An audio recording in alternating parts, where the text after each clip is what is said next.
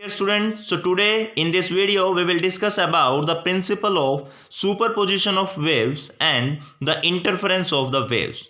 Clear? So let us start. So first of all, let us consider we have the two wave.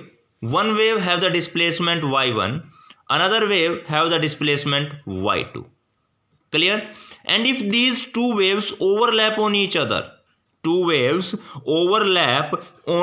other, and they form a new wave, means ये wave इस wave के ऊपर overlap कर रही है और इनके overlapping से एक नई वेव जनरेट हुई, तो उस नई वेव की जो डिस्प्लेसमेंट है that is obtain bye y1 plus y2.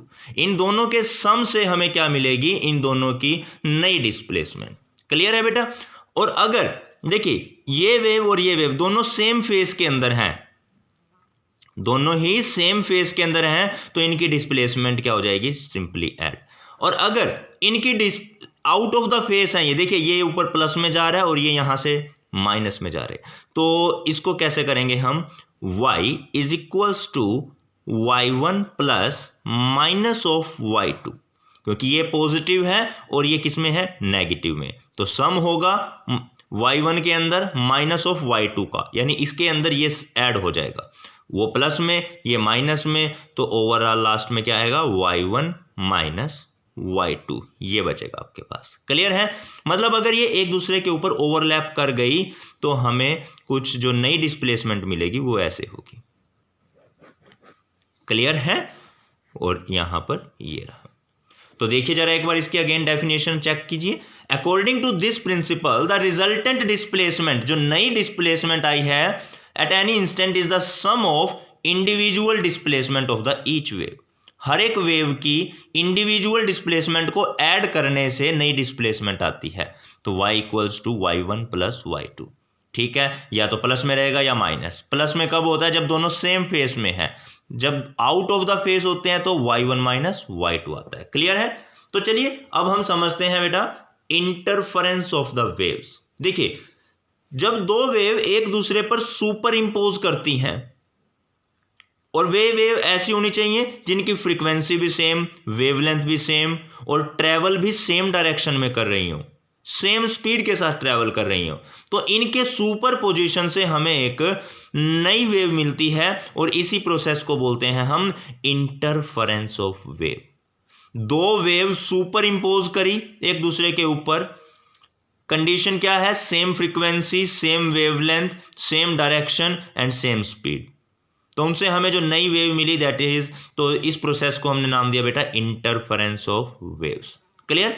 अब ये इंटरफेरेंस आपका दो टाइप का है. First is the constructive interference and the second is destructive interference. Clear है? तो बेटा देखिए कंस्ट्रक्टिव इंटरफेरेंस क्या है? जब दो वेव एक दूसरे पे सुपर इंपोज करें और इस तरीके से सुपर इंपोज करें कि उनका जो नया डिस्प्लेसमेंट आया है, रिजल्टेंट डिस्प्लेसमेंट, वो ज्यादा आए इंडिविजुअल वेव के डिस्प्लेसमेंट से. मतलब कि देखिए बेटा दो वेव हैं, एक जिनकी वेवलेंथ भी सेम है, सेम डायरेक्शन में ट्रेवल करती हैं, सेम स्पीड में है, ठीक है, सेम फेस में है ये, तो इनके ऐड होने से जो नया डिस्प्लेसमेंट आया, रिजल्टेंट डिस्प्लेसमेंट आया, that is more than the individual displacement. मतलब कि जो y की वैल्यू है, ये y की वैल्यू इस y1 से भी ग्रेटर है, y2 से भी ग्रेटर है, दोनों से बड़ी है. तो हम कहेंगे इस इंटरफेरेंस को कंस्ट्रक्टिव इंटरफेरेंस. एग्जाम्पल अभी आपको आगे दिखाया जाएगा. पहले डेफिनेशन समझ में आई. दो वेव सुपर इंपोज करी एक दूसरे के ऊपर, तो जो हमें रिजल्टेंट डिस्प्लेसमेंट मिला वो इंडिविजुअल वेव के डिस्प्लेसमेंट से ज्यादा होगा. इसको बोलते हैं constructive interference. And the next is destructive interference. अब डिस्ट्रक्टिव इंटरफेरेंस क्या है बेटा? ऐसा इंटरफेरेंस जिसके अंदर इक्वल वेवलेंथ की वेव्स लेकिन अपोजिट डिस्प्लेसमेंट हो. उनका डिस्प्लेसमेंट कैसा हो? अपोजिट. ये एक प्लस में तो एक माइनस में, ठीक है, इक्वल वेवलेंथ है. तो ये जब सुपर इंपोज करती हैं एक दूसरे के ऊपर, तब जो रिजल्टेंट डिस्प्लेसमेंट आती है वो इंडिविजुअल डिस्प्लेसमेंट से कम होती है. क्लियर है? Resultant displacement is less than individual displacement. तो इस इंटरफेरेंस को बोलते हैं डिस्ट्रक्टिव इंटरफेरेंस। देखिए जैसे कि हमने यहां पर देखा था, अगर ये वेव एक इसके ऊपर एक दूसरे के ऊपर ये सुपर इंपोज करती हैं तो जो नई डिस्प्लेसमेंट आई है वो y1 से क्या होगी, कम होगी। क्लियर है? तो इसको बोला जाएगा डिस्ट्रक्टिव इंटरफेरेंस। क्लियर है बेटा? समझ में आया डिस्ट्रक्टिव इंटरफेरेंस क्या है? तो यहां पर आप एक एग्जांपल देखिए, एक वेव है डॉटेड लाइन से शो करी गई है जिसकी डिस्प्लेसमेंट को हमने शो किया y1 के साथ। फिर एक इसके ऊपर सेकंड वेव है, ये जो सेकंड वेव है बेटा इसकी डिस्प्लेसमेंट है y2। क्लियर? जब ये दोनों एक दूसरे के ऊपर सुपर इंपोज हुई तो इनसे एक नई वेव जनरेट हुई, ये जो सबसे बड़ी वेव दिखाई गई है। और जो देखिए इसका डिस्प्लेसमेंट है, जो नई वेव है उसका डिस्प्लेसमेंट है y। तो रिजल्टेंट वेव का डिस्प्लेसमेंट y1 प्लस y2 इन दोनों के इक्वल होगा, दोनों के सम के इक्वल होगा। क्लियर है? तो इसको बोलेंगे हम कंस्ट्रक्टिव इंटरफेरेंस। अब ये y की वैल्यू इससे भी बड़ी है और इससे भी बड़ी है। क्लियर? अच्छा, बात करते हैं हम डिस्ट्रक्टिव इंटरफेरेंस। ये एक वेव है जिसकी डिस्प्लेसमेंट है y1 सॉरी, और ये डॉटेड लाइन से शो करी गई है, इसकी डिस्प्लेसमेंट है y2। ये प्लस में है और ये माइनस में है, तो रिजल्टेंट जो डिस्प्लेसमेंट आएगी वो कैसे आएगी, y1 प्लस में माइनस ऑफ y2। इसको बोलेंगे बेटा हम destructive interference. Clear? I hope आपको समझ में आया होगा ये। तो चलिए अब हम नेक्स्ट क्वेश्चन करते हैं अपना, इसी से रिलेटेड है। Show that amplitude of the resultant wave obtained by the superposition of two transverse wave increase if both wave superimpose in same phase and decrease if they superimpose out of the phase। बेटा देखिए दो wave हैं, दोनों एक दूसरे के ऊपर super impose करी हैं, किया है दोनों ने। क्लियर? तो अगर वो सेम फेस में सुपर इंपोज करती हैं तब उनका एम्पलीट्यूड बढ़ जाता है। क्लियर है? और अगर वो out of the face super impose करती हैं तो उनका एम्पलीट्यूड डिक्रीज हो जाता है। ये आपको शो करना है। तो देखिए बेटा, कंसीडर कीजिए आप कि हमारे पास दो वेव हैं जो कि पॉजिटिव एक्स डायरेक्शन के अंदर ट्रेवल कर रही हैं, सेम एम्पलीट्यूड है दोनों का। क्लियर? एम्पलीट्यूड ए दोनों का क्या है, सेम। तो y1 फर्स्ट वेव क्या होगी, a साइन के x minus omega t. First और सेकंड वेव में फेस डिफरेंस है फाई, तो सेकंड वेव को हम रिप्रेजेंट करेंगे a साइन के x minus omega T plus phi. इसका फेस तो ये रहा और इसका फेस ये, दोनों के फेस में कितना डिफरेंस हुआ, इसमें से ये माइनस करके देखो फाई बचेगा। क्लियर है? तो फर्स्ट वेव और ये सेकंड वेव दोनों एक दूसरे पे सुपर इंपोज करेंगी तो नई वेव कैसे आएगी, नई वेव का डिस्प्लेसमेंट क्या होगा, y1 में y2 को ऐड कर दीजिए, y1 प्लस y2। दोनों में से a कॉमन है, ओके बाहर, और ये इनको ऐड कर दिया, साइन के x minus omega T plus sine के x minus omega T plus five. Is it clear? दोनों को ऐड किया।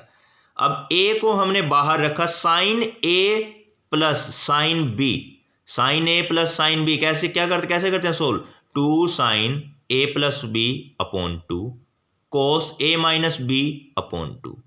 तो दोनों को, ये ए है ये बी है, A plus B divide by 2 किया, फिर A minus B divide by 2, A minus B upon 2। Is it clear? तो बेटा इसको सोल्व करने के बाद हमारे पास बचेगा 2a साइन, इसको सिंप्लीफाई किया तो यहाँ से के x minus omega T plus 5/2। फिर इसको सिंप्लीफाई किया, हमारे पास आएगा कोस माइनस 5/2। कोस देखिए यहाँ पे माइनस का साइन आएगा। क्लियर है? अब लेकिन कोस माइनस थीटा कोस थीटा के बराबर होता है। क्लियर है? आप यहाँ पर मेंशन भी कर दीजिए कि कोस minus theta is equals two plus cos theta. Clear है? तो इसीलिए यहां से माइनस का साइन खत्म हो गया। तो अब ये आया अपने पास। अब देखिए बेटा, अगर मैं इस 2a कोस 5/2 इसको मैंने AR मान लिया, यानी कि रिजल्टेंट एम्पलीट्यूड, जो नई वेव आई है उसका टोटल एम्पलीट्यूड तो ये रहा और साइन वेव ये रही, ठीक है। ये तो रिप्रेजेंट करेगी वेव को और ये रिप्रेजेंट करेगी किसको, एम्पलीट्यूड को, ठीक है। यहां से वेव की शेप पता चलेगी आपको। तो if both the waves are in same phase, अगर दोनों ही वेव सेम फेस में हो तो यानी कि बेटा दोनों में कोई फेस डिफरेंस ही नहीं रहा। अगर फेस डिफरेंस नहीं रहा तो मतलब कि फाई था ना फेस डिफरेंस, तो ये 0 हो गया। अब फाई को 0 पुट करो, कोस 0 की वैल्यू 1, तो जो रिजल्टेंट एम्पलीट्यूड है आपका वो किसके बराबर आया, 2a, क्योंकि कोस 0 तो 1 हो गया ना। तो यानी कि कंस्ट्रक्टिव इंटरफेरेंस में जो रिजल्टेंट एम्पलीट्यूड है वो इंक्रीज होता है, ये प्रूव हो चुका है। क्लियर है बेटा, कंस्ट्रक्टिव इंटरफेरेंस में रिजल्टेंट एम्पलीट्यूड इंक्रीज होता है। तो क्वेश्चन ऐसे भी पूछा जा सकता है, show that in constructive interference resultant amplitude is increased, तो यही आंसर आएगा। क्लियर, समझ में आया बेटा, यहां तक क्लियर? कोई डाउट हो तो कमेंट करके पूछ सकते हैं। अच्छा, अब हम करते हैं पार्ट बी। तो देखिए बेटा, पार्ट बी में क्या है, अगर फाई पाई के इक्वल हो या 180 डिग्री के बराबर हो तो रिजल्टेंट एम्पलीट्यूड क्या होगा, 2a cos phi bye 2, phi 180 है, डिवाइड बाय 2, 180 बाय 2 कोस 90 हो गया बेटा। अब कोस 90 0 होता है तो आंसर क्या आ गया, 0। यानी कि जो रिजल्टेंट एम्पलीट्यूड है वो पहले से डिक्रीज हो गया, ठीक है। अब 0 हो चुका है ना, तो यानी रिजल्टेंट एम्पलीट्यूड डिक्रीज हुआ है। तो यानी यहां से क्या बात प्रूव हुई कि जो डिस्ट्रक्टिव इंटरफेरेंस है बेटा उसमें एम्पलीट्यूड डिक्रीज करता है। क्लियर, आई होप आपको यहां तक समझ में आया होगा। अगर किसी स्टूडेंट को डाउट है कमेंट करके पूछ सकते हैं। तो ठीक है बेटा, मिलेंगे नेक्स्ट वीडियो में नेक्स्ट टॉपिक के साथ। तब तक के लिए bye bye, thank you and have a nice day.